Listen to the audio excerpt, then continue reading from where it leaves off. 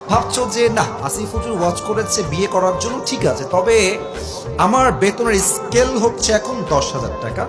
যখন এটা 30+ হবে তখন বিয়ে করবো। পাশাপাশি এখন যে মেয়েগুলো দেখছি আহামরি সুন্দরী না, ঠকে যেতে পারি, কারণ এটা হচ্ছে মোবাইল ফোনের মতো, যত বছর যায় এটা আপডেট হয়।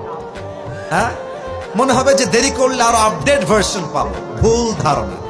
কেন ভুল ধারণা আমার থেকে বুঝে নাও।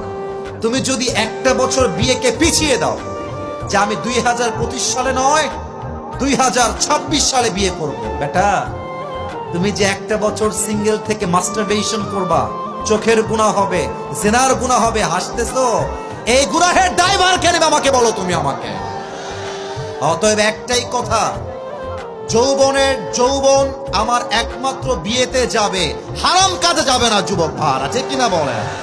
আল্লাহ আমার যুবক ভাইদেরকে বোঝার তৌফিক দান করুন। পড়েন সবাই আমিন।